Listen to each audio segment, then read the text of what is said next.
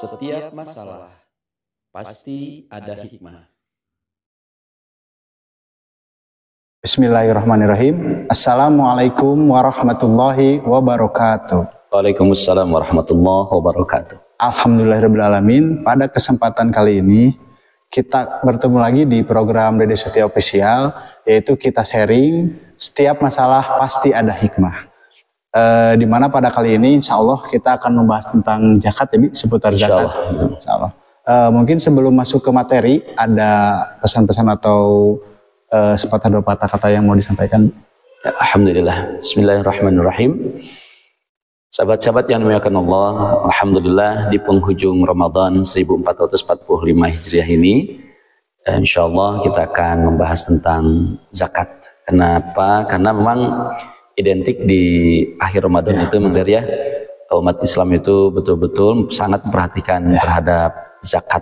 Insya Allah mudah-mudahan pembahasan ini bermanfaat untuk sahabat-sahabat muslimin muslimat yang akan mengeluarkan zakat, insya Allah. Ya, makasih ya Bi. Nah, sebelum masuk ke materi, mungkin kita akan mengajak juga kepada masyarakat umumnya yang di rumah atau jamaah-jamaah Majelis Ilmu Ar-Rasyid atau jamaah juga bapak-bapak, bila ada pertanyaan atau seputar pertanyaan yang mungkin ragu untuk ditanyakan ketika kajian atau mungkin di majelis ilmu, bisa di kolom komentar kita di YouTube, di Instagram, atau mungkin yang ranahnya lebih ke pribadi itu bisa di DM Instagram atau fanpage ya Bi, di inbox mungkin. Bisa silakan untuk mengetik apapun yang misalnya, seperti pertanyaan yang mungkin ini kalau ditanyakan di umum kayaknya tidak mungkin gitu ya Bi. Bisa di sosmed kita ya. Jadi mungkin untuk masuk ke materi ya. Ada pertanyaan itu apa itu zakat? Ya, pengertian ya. Baik, sahabat-sahabat muslim, kita sudah mengenal bahwa zakat itu merupakan pilar Islam ya. Rukun Islam. Pertama syahadat, kedua salat, yang tiga zakat. Zakat itu adalah sebuah kewajiban yang harus dilakukan oleh umat Islam yang mampu dalam segi harta. Zakat secara bahasa itu membersihkan atau mensucikan. Ketika zakat dikeluarkan maka akan bersihlah harta kita, terutama harta bagi orang-orang yang sudah mampu untuk mengeluarkan zakat. Bukan hanya harta yang bisa bersih atau suci itu, juga adalah jiwa, kepribadian, karena dengan melakukan zakat kita bisa mengikhlaskan bahwa semata-mata harta itu milik Allah Subhanahu wa taala. Itu secara singkat pengertian zakat mungkin secara istilah mungkin. Lanjut ke kenapa harus zakat? Baik. Kenapa kita harus melakukan zakat? Allah Subhanahu wa taala berfirman ya dalam surah Al-Baqarah, "Aqimus shalah wa atuz zakah warka'u marraka'in."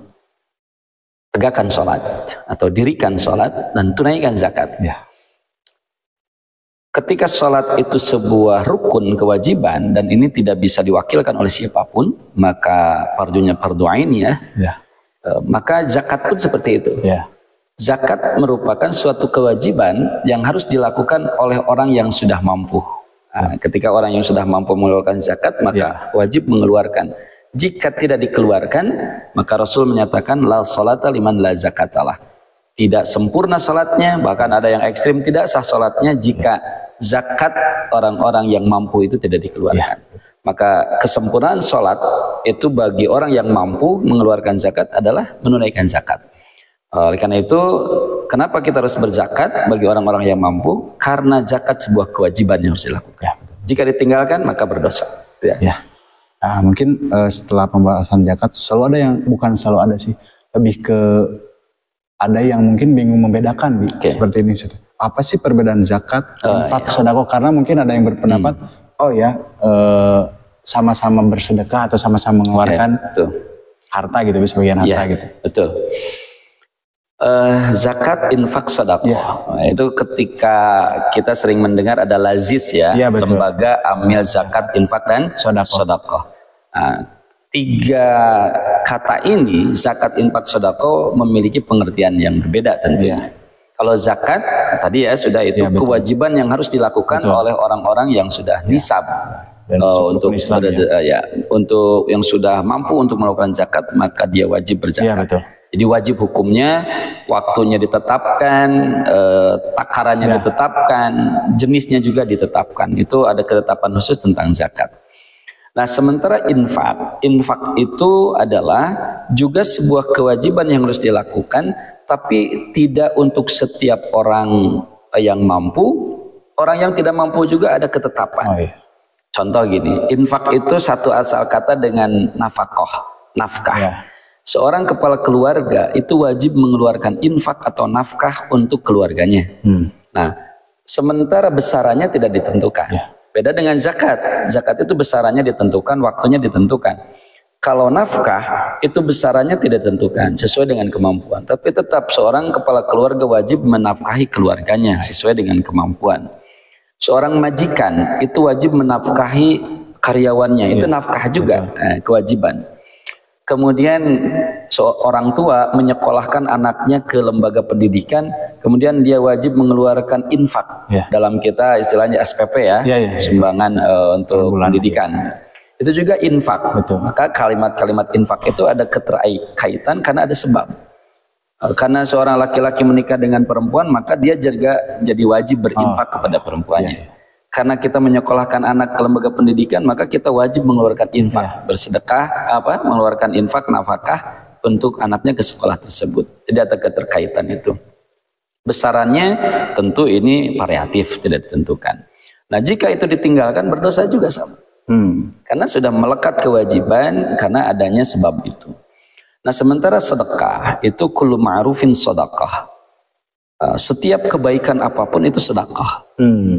Nah, jadi bisa berupa harta, kita memberi kepada siapapun. Betul. Tanpa ada ikatan tadinya, kemudian tanpa ada sebab apapun, kita ngasih kepada siapapun. Orang tua ngasih kepada istrinya, di luar kewajiban itu bisa disebut sedekah. Betul. Anak mau jajan misalnya di waktu-waktu yang tidak tertentu itu bisa jadi sedekah. Betul. Nah, mau dikasih ataupun tidak jajan itu menjadi masalah. Tapi ketika memberikan makan itu masuknya kepada nafkah. Kemudian kenapa setiap kebaikan disebut sedekah? Nah, sedekah itu kan bukan hanya harta. Betul. Misalnya wa amruka bil ma'ruf wa nahyuka 'anil munkar lakas sedekah. Engkau amar ma'ruf nahi munkar sedekah. Kita ngajak sholat itu sedekah. Orang muazin itu sedekah. Kita ngajak ngaji itu sedekah. Nah, jadi sedekah itu variatif. Wa nahyuka 'anil munkar, kita mencegah kemunkaran itu juga sedekah.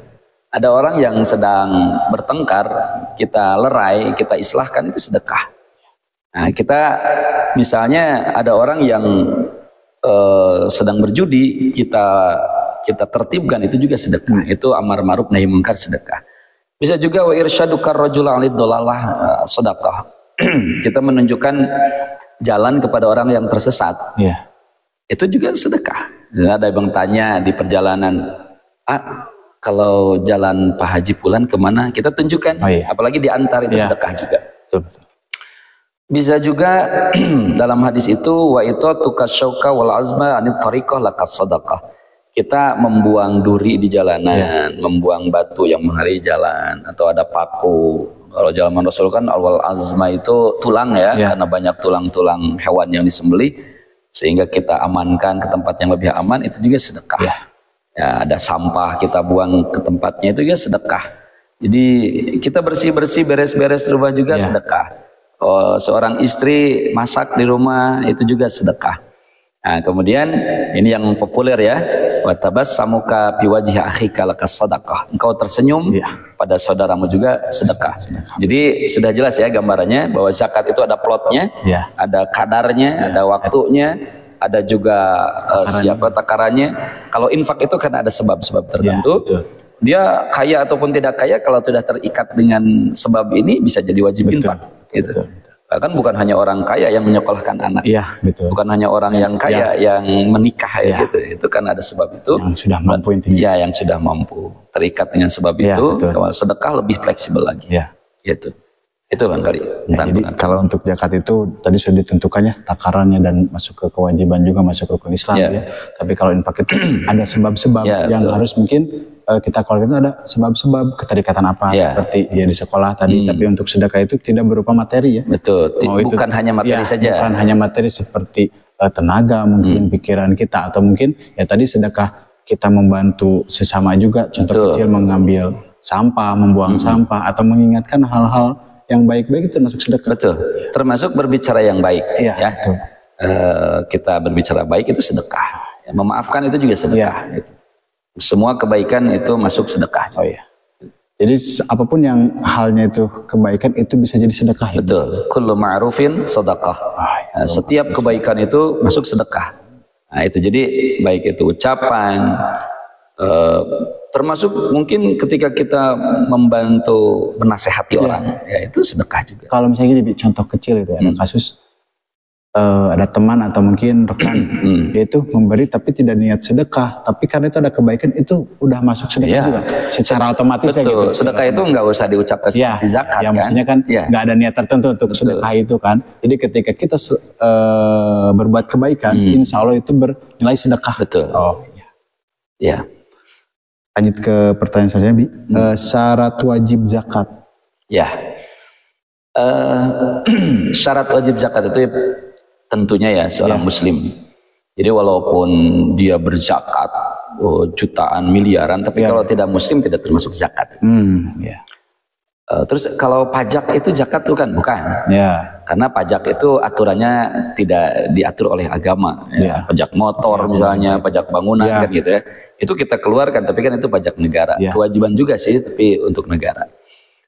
Itu muslim sudah pasti. Kemudian dia mampu atau nisab itu sesuai dengan takarannya. Kemudian dia memiliki harta yang memang miliknya sendiri, bukan milik hak orang lain. Ada yang ngaku-ngaku zakat yang orang lain diaku dengan sendiri, itu nggak sah. Ya, walaupun orang mengenal, oh dia hebat zakatnya, tapi barang tilbatur gitu. Itu nggak sah.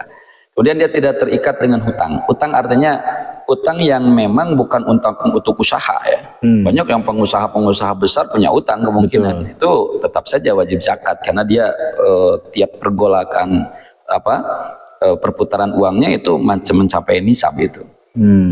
Tapi kalau utang yang memang membebani diri, dia punya uang misalnya, harusnya dia berzakat tapi masih punya utang nih. Sementara kalau dikeluarkan utang itu, kalau tidak dibayarkan utang itu, kemudian dibayarkan zakat, utangnya tetap mengendap, maka utang dulu dibayarkan. Nah, berbeda dengan perusahaan-perusahaan yang sudah besar. Itu kan karena utangnya itu sifatnya berjenjang atau berskala, sementara ini 1 tahun ini sudah wajib zakat nih, maka keluarkan itu. Nah, jadi hutang di sini bukan utang yang sifatnya mengikat, tapi sifatnya perusahaan.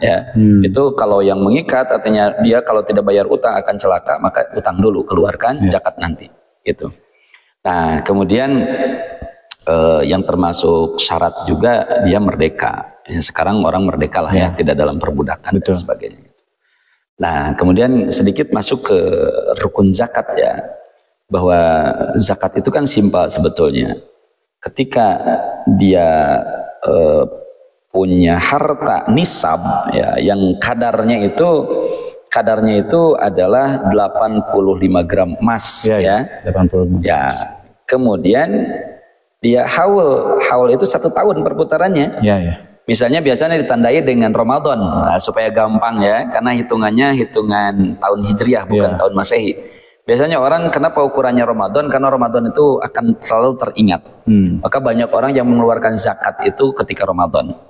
Nah, ketika dia mampu mengeluarkan zakat dengan harta yang sudah nisab 85 gram emas, misalnya harganya 700.000 kali 85 ya sekitar katakan 49-50-an lah ya. Katakan 50 juta dia dalam 1 tahun, nah maka keluarkanlah 2,5%. Nah, ini sekalian supaya lebih dalam lagi, zakat itu secara simpelnya ada 2 ya. Satu zakat fitrah. Yang kedua zakat mal.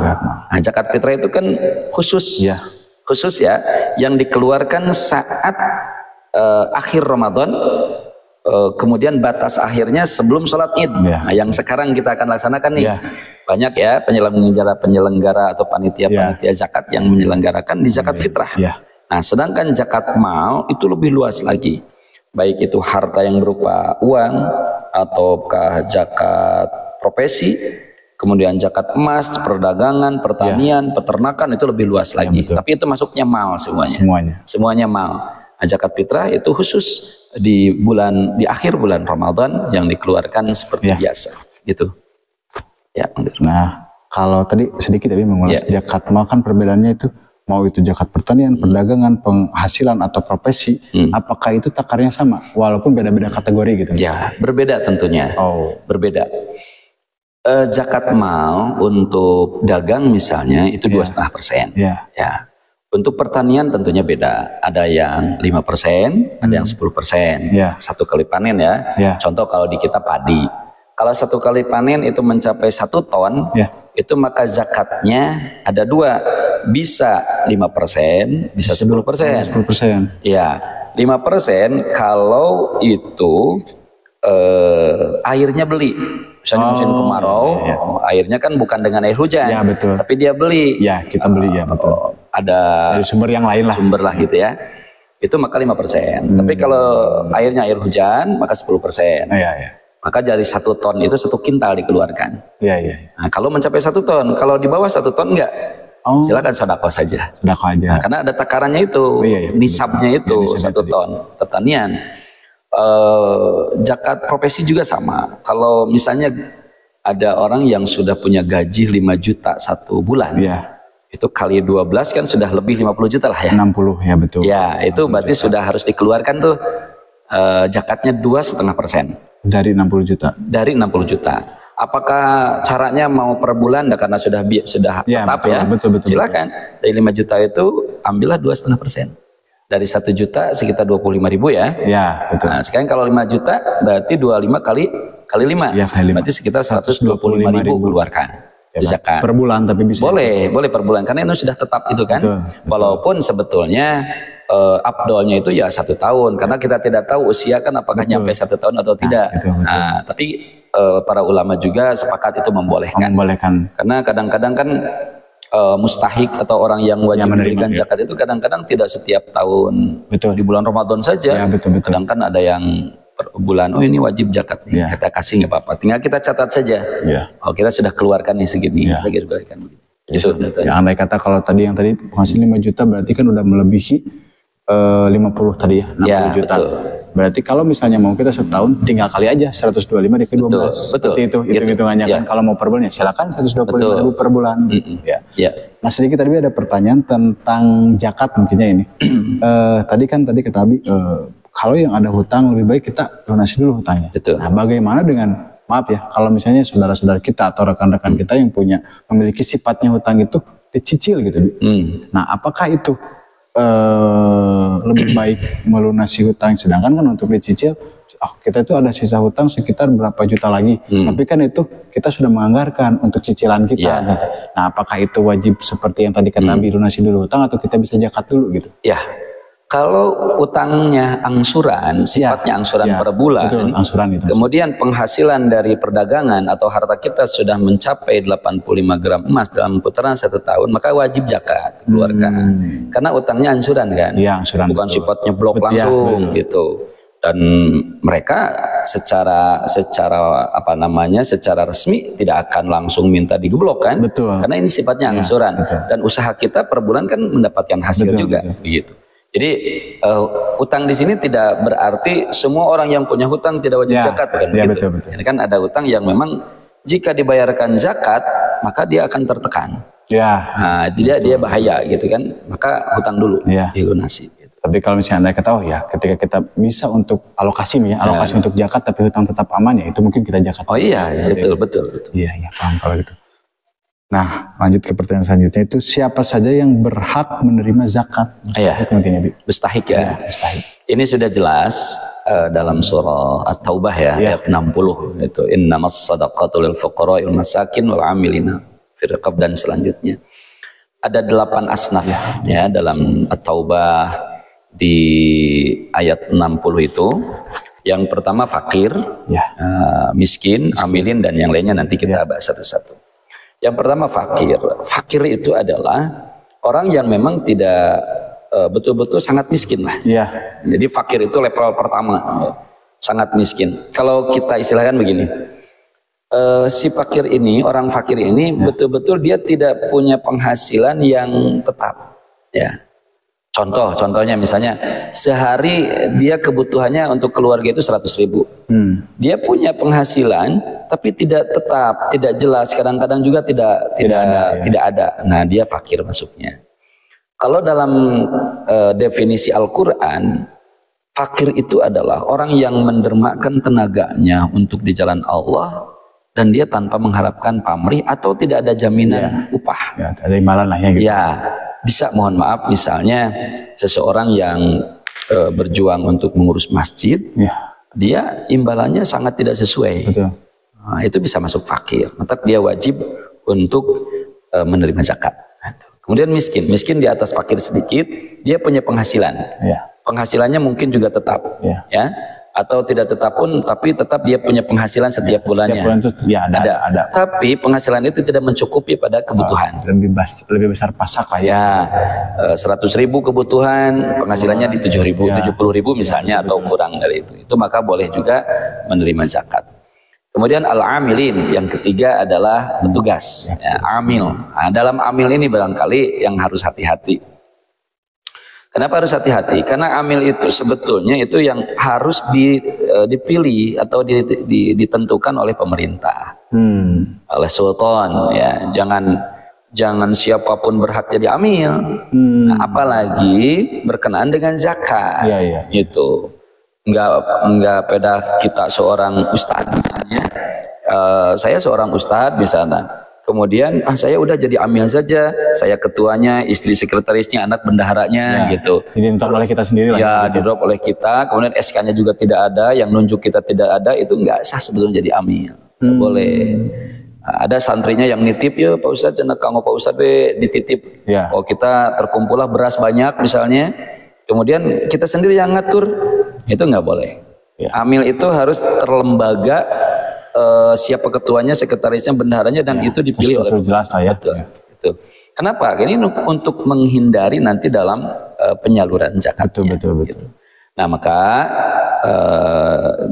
khususnya di kita ya, di Kabupaten Bandung, umumnya di Indonesia itu ada Badan Amil Zakat Nasional, Badan Amil Zakat Provinsi, Badan Amil Zakat Kabupaten, dan kota ya. Kemudian ada laznya ya, unit pengetahuan zakat tingkat kecamatan dan tingkat desa. Dan itu di SK kan? SK, betul. Kemudian di tingkat DKM boleh juga, asal memang ditentukan oleh pengurus DKM dan diajukan. Nah, diajukan dan itu di SK.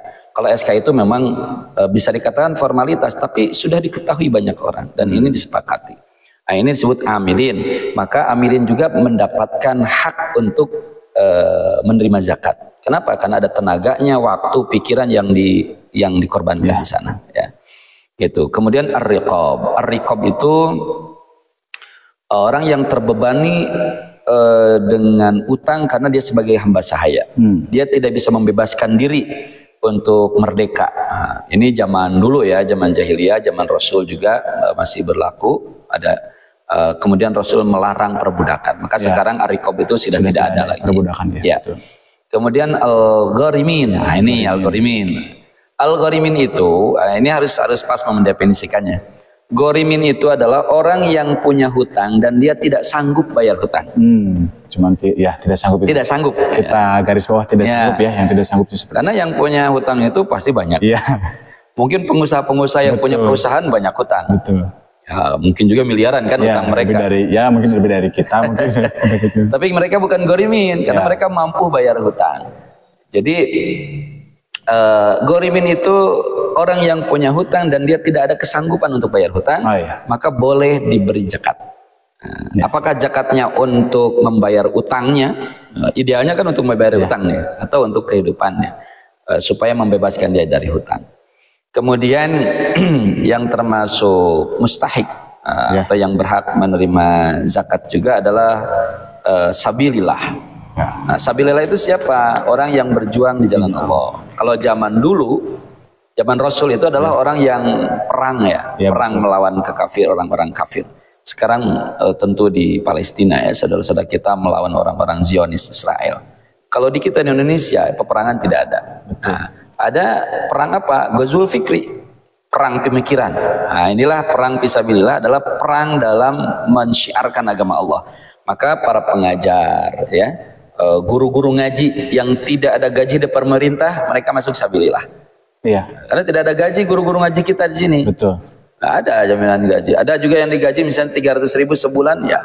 Itu jauh dibandingkan dengan pegawai-pegawai yang sudah ada SK dari pemerintah. Mereka dapat zakat ya. Dan yang mengurus masjid juga itu bisa sabilillah. Artinya orang siapapun yang mendermakan tenaga pikirannya untuk berjuang di jalan Allah, mereka mendapatkan zakat ya.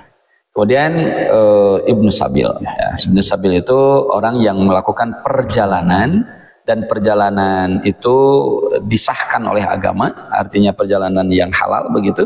Kemudian dia kehabisan ongkos untuk makanan. Sering kali kan gitu ya, menemui ada yang datang atau kita bertemu di perjalanan, dia mengaku bahwa habis uang. Atau yang mungkin lagi sedang mudik mungkin. Ya gitu. Kita budaya. Betul.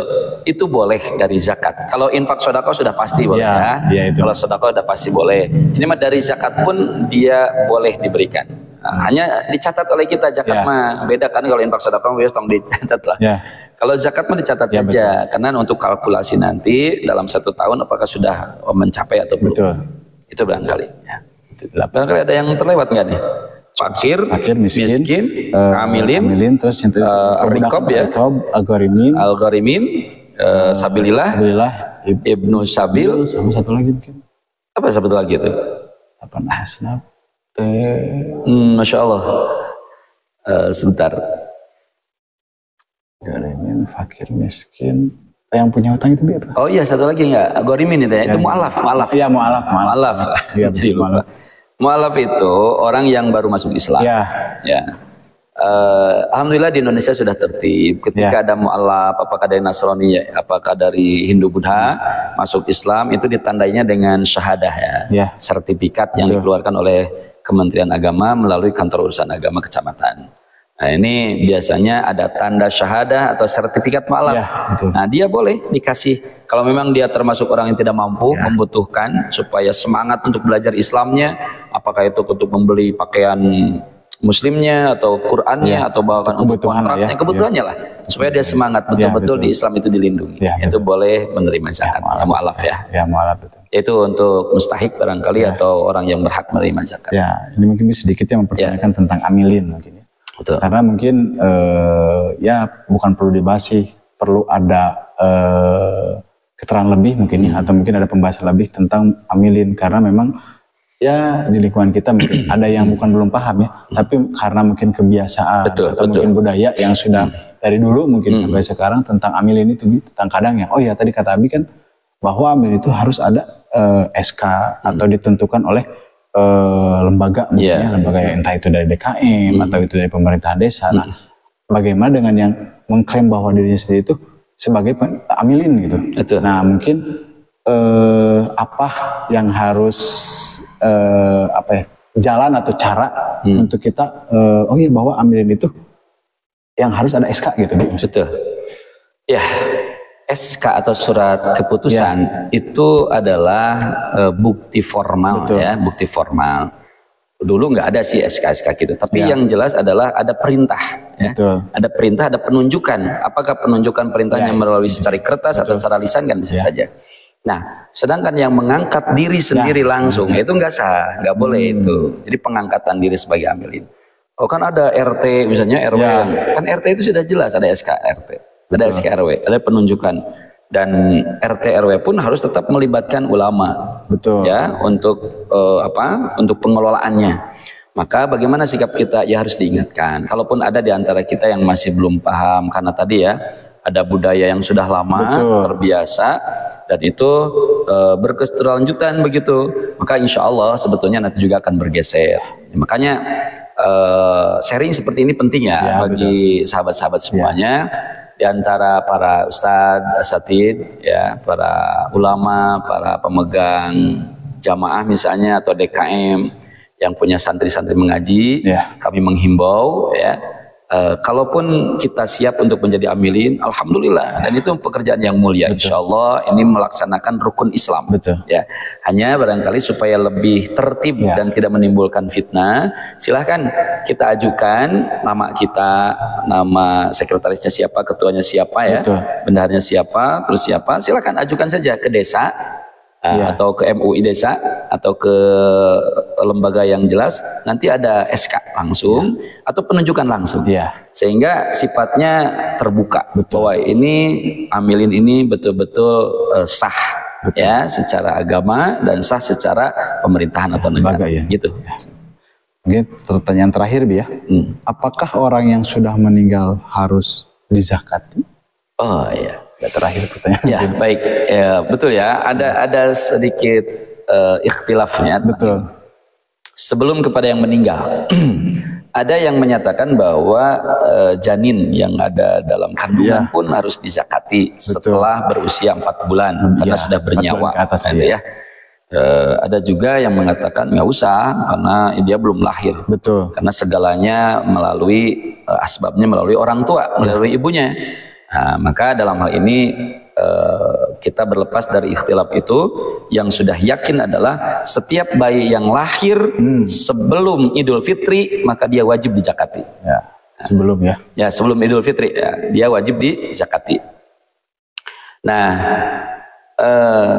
sedangkan yang masih ada dalam rahim, yang belum lahir lah ya. Ya, yang belum lahir gitu, kalaupun dia sudah diberi nyawa 4 bulan lebih gitu, itu ada ikhtilaf. Bagi yang punya keyakinan ini harus dizakati, silahkan saja. Karena kalaupun itu tidak masuk kategori zakat, itu masuknya kepada sedekah. Ya. Betul. Tapi insya Allah kalaupun yang tidak dizakati itu tidak apa-apa. Karena dia segalanya masih dari ibunya. Betul. Makannya, bernafasnya dan sebagainya kan melalui ibunya. Jadi cukup zakat ibunya saja. Nah, kemudian yang tadi pertanyaan, apa yang sudah meninggal wajib zakati? Nah ini, kalau meninggalnya dia sebelum Idul Fitri, ya sebelum Idul Fitri misalnya dia meninggal, kalau sudah selepas subuh, ya sebelum Idul Fitri maka zakat fitrah. Karena setelah subuh kan, nah, sebelum Idul Fitri dia meninggal zakatilah. Tapi kalau setelah Id itu nggak usah. Setelah Id kan sudah lepas, sudah habis waktunya. Maka kalau sebelum Id zakatilah. Karena masih ada jeda waktu. Masih ada waktu. Kalau kita sholat misalnya baru lupa sholat, pas 1 menit lagi mau habis ya sholatlah. Nggak apa-apa. Kalaupun sudah habis, sudah kita lupa nih udah beberapa hari, ya nggak usah. Itu kan lupa. Yang namanya lupa enggak ini. Nah ini sama halnya seperti itu. Jadi sebelum salat Id dia masih wafatnya sebelum Id gitu ya, keluarkan zakat. Masih ada waktu. Setelah itu mungkin ya. Setelah salat Id itu. Iya, jadi kan setelah Id dia wafat gitu ya, maka kan zakatnya sudah dikeluarkan. Dia masih hidup nih pas mau sholat Id wafat, ya zakatilah karena masih ada waktu kan itu. Dia masih punya kewajiban dizakati. Wafatnya. Nah, walaupun ada perbedaan pendapat dalam hal ini, tapi kalau Abi sendiri meyakini bahwa orang yang meninggal dunia, ya kecuali kalau meninggalnya di awal Ramadan misalnya, atau di pertengahan Ramadan, kan belum wajib zakat tuh. Betul. Ya, tapi kalau zakat fitrah itu kan identiknya sudah masuk waktu tanggal 1 Ramadan. Betul. Nah, baik malamnya atau pas tanggal 1-nya di subuh hari gitu, menjelang Idul Fitri, maka dia wajib dizakati, zakat fitrah. Gitu. Jadi tergantung waktu wafatnya. Wafatnya betul. Bukan ya, jadi nggak bisa karena orang tua saya udah setahun meninggal, saya kasih zakat untuk orang tua. Berarti tidak seperti itu. Enggak betul. Cuman karena waktu itu pas di Ramadan itu mungkinnya meninggalnya sebelum Id, berarti kita wajib untuk zakati betul. Ya yang meninggal tersebut. Betul. Keluarga yang meninggal. Tapi kalau setelah sholat Id ya udah kita tidak ada. Betul. Enggak seperti sholat saja. Karena kalau yang sudah meninggal usah diganti sholatnya. Yang sudah meninggal pun nggak usah dizakati. Kalau mau sodako silahkan. Atas nama yang meninggal atas nama yang meninggal. Sedekah beda dengan zakat. Zakat itu kan fardhiyah, ainiyah. Kalau ya. sedekah mungkin bisa atas nama yang meninggal. Bisa, betul. Pernah sahabat datang kepada Rasulullah, ya Rasul, ibu saya sudah meninggal. Apakah saya boleh bersedekah untuk ibu saya? Kata Rasul, ya tasaddaq. Silakan kau bersedekah, maka akan sampai pahalanya kepada ibumu. Jadi sedekah itu boleh. Ya. Untuk atas nama atas nama orang meninggal, siapapun itu. Ya. Gitu. Kalau zakat tidak ya mungkin. Zakat tidak. Tergantung waktu mungkin ya, tergantung waktu pas wafatnya mungkin sebelum sholat Id ya bisa kita zakat. Tapi setelah itu ya udah tidak. Tidak wajib, bukan tidak wajib, memang tidak untuk dizakat. Nggak usah, tidak ada kewajiban untuk zakat. Oh ya tadi terlewat nih mungkin ada, bolehkah menyalurkan zakat pada keluarga sendiri? Gitu? Keluarga seperti apa? Seperti orang tua mungkin atau adik kakak gitu. Oh iya. Sangat terlarang, ini sahabat-sahabat nih. Sangat terlarang berzakat kepada orang tua. Wah ini keren nih. Ada zakat supaya Abdul nih kolotula gitu kan. Orang terdekat mungkin gitu. Memang betul ya. Ketika sedekah, apalagi infak itu kepada akrobin yang terdekat. Gitu. Yang paling baik sedekah itu orang yang terdekat. Ke orang tua, ke anak, ke saudara, itu gitu ya. Boleh sedekah. Tapi zakat itu terlarang kepada orang tua. Kenapa? Orang tua itu bukan wajib zakat, wajib dinafkahi. Dulu anaknya dinafkahi oleh orang tua. Ketika orang tua sudah tidak mampu, maka anak yang wajib mengurus orang tua. Itu masa orang tua dikasih makan setahun sekali, dikasih jajan setahun sekali kan? Jadi tidak boleh terlarang itu zakat kepada orang tua. Kemudian kepada anak nggak boleh juga. Anak itu tanggungan kita.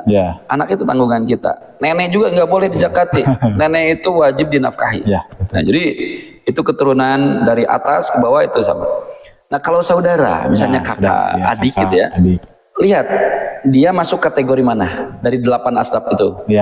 Kalau dia masuk kategori fakir, maka bukan saya menjakati saudara saya, tapi saya menjakati orang yang fakir. Asnaf yang tadi. Asnaf yang tadi. Jadi kaitannya bukan saudara. Betul. Karena zakat itu bukan karena persaudaraan, tapi karena 8 asnaf itu. Walaupun dia saudara kita, tapi kalau dia mampu, masuk kategori asnaf yang. Kalau dia masuk, kalau mampu nggak boleh, kan gitu ya. Kalau mau ngasih ya sedekah masuk. Tapi kalau dia masuknya fakir atau miskin atau sabilillah, maka masuk ke dalam itu, boleh dizakati. Gitu. Ya, berarti sama halnya dengan anak yatim mungkin. Gimana maksudnya? Jadi kita tidak boleh menzakati anak yatim juga. Oh iya, betul. Anak yatim juga itu bukan dari zakat, tapi dari nafkah. Nafkah. Ya maksudnya ada kesamaan mungkin tentang anak yatim dan keluarga gitu. Betul ya. Karena kadang suka ada saya mau zakatnya ke anak yatim. Karena mungkin dia masuknya fakir tapi statusnya anak yatim. Nah, itu seperti apa gitu. Betul. Anak yatim pasti ada orang yang masih punya tanggung jawab kepada dia. Namanya anak, belum balik, belum punya usaha. Maka anak yatim itu ada kategorinya, ada sirinya. Anak yatim itu adalah seorang anak yang di bawah umur, belum balik, dalam artian dia di bawah 17 tahun kalau di Indonesia ya. Dia belum punya pekerjaan, belum punya penghasilan. Maka itu disebut anak yatim, maka orang tuanya wajib menafkahinya. Nah, kalau orang tuanya mampu, maka zakatnya itu bukan ke anak yatimnya, tapi ke orang tuanya. Ketika orang tua menerima zakat itu pastikan untuk anaknya juga. Maka anak yatim bukan tega, budak yatim tadi beri zakat, bukan tega, enggak. Ini masalahnya anak yatim itu bukan untuk menerima zakat, tapi untuk diberikan nafkah. Kalau siapapun yang mampu, tentu oleh orang tua atau keluarga yang lainnya masuk. Alhamdulillah ya, mungkin itu pertanyaan yang tadi mewakili beberapa dari jamaah atau mungkin dari rekan-rekan tentang zakat mungkin ya. Alhamdulillah pada kesempatan kali ini pembahasan zakat sebetulnya lebih banyak ya. Sangat banyak betul. Tadi itu tentang zakat mal, tapi kita mungkin rangkum dengan pertanyaan yang tadi tentang zakat mungkin. Mungkin sebelum closing ada yang mau disampaikan dulu. Ya, baik. Alhamdulillah, sahabat-sahabat yang dimuliakan Allah. Harta kita adalah pemberian Allah, sekaligus titipan dari Allah Subhanahu wa taala. Maka keluarkanlah harta kita untuk memberikan nafkah kepada keluarga. Siapapun tanggungan di bawah kita, keluarga atau saudara kita, atau guru-guru di lembaga kita, atau para pekerja yang ada bekerja bersama kita, selama dia tanggungan kita, keluarkan. Karena itu adalah hak mereka, itu nafkah. Keluarkan juga bagi orang-orang yang sudah mampu berzakat. Enggak usah takut, tidak usah ragu untuk berzakat, karena zakat itu adalah sebuah kewajiban. Begitu juga dengan sedekah harta, bersedekahlah. Rasul sudah menjanjikan, ma naqasa min malin bisadaqah, tidak akan pernah berkurang harta yang disedekahkan, bal yazdad, bal yazdad, bal yazdad. Bahkan 3 kali Rasulullah mengatakan bertambah, bertambah, bertambah. Ya, insya Allah, oleh karena itu sebetulnya siapapun kita bisa mengeluarkan harta, tenaga, pikiran, waktu kita untuk berbuat kebaikan. Hanya kategorinya ada yang masuk kepada zakat, ada yang nafkah atau infak, ada yang sedekah. Maka lakukanlah itu semua. Allah sudah menjamin kebaikannya dengan pahala yang berlimpah. Insya Allah, semoga siapapun yang mengeluarkan zakat, infak ataupun sedekah, semoga Allah terima menjadi amal soleh. Amin ya Allah ya Rabbal Alamin. Alhamdulillah, mungkin terima kasih Abi buat materi zakat yang tadi kita sudah bahas. Mungkin mudah-mudahan Abi selalu diberikan kesehatan. Amin ya Allah, sama-sama. Dan tim DS juga mungkin selalu diberikan keistiqomahan dan jadwal yang mungkin bisa tetap ya Abi. Mudah-mudahan kita sedang berusaha bersama-sama ya. Mungkin ada ucapan dulu Bi. Baik. Selamat Idul Fitri dari DS Official. Alhamdulillah. Kami segenap dari tim DS Official dan seluruh tentunya ya dari Pondok Pesantren Al-Kahfi dan Nazira mengucapkan selamat menjalankan ibadah puasa di bulan Ramadan. Semoga amal ibadah kita diterima Allah Subhanahu wa taala, dan kami mengucapkan selamat hari raya Idul Fitri 1445 Hijriah. Taqabbalallahu minna wa minkum. Semoga amal ibadah kita diterima Allah Subhanahu wa taala. Amin ya Allah, amin. Dan terakhir, mohon maaf atas segala kekhilafan dan kekurangan, terutama dalam stay di share videonya yang kadang-kadang belum konsisten. Mohon doanya dari semuanya, semoga ini menjadi jalan kebaikan untuk amin. Amin ya Allah, amin. Makasih Mang Derci. Kalau gitu, dan saya mengingatkan apabila ada jamaah yang mau bertanya, silakan bisa tulis di kolom komentar kita, YouTube, IG, atau mungkin fanpage Facebook kita, atau mungkin bisa DM langsung ke akun Instagram kita di dede_sutia.official. Mungkin untuk pembahasan kali ini kita cukup Ibi. Kita tutup dengan doa kifaratul majlis. Alhamdulillah. Subhanakallahumma bihamdika asyhadu an la ilaha illa anta astaghfiruka wa atubu ilaik. Assalamualaikum warahmatullahi wabarakatuh. Waalaikumsalam warahmatullahi wabarakatuh.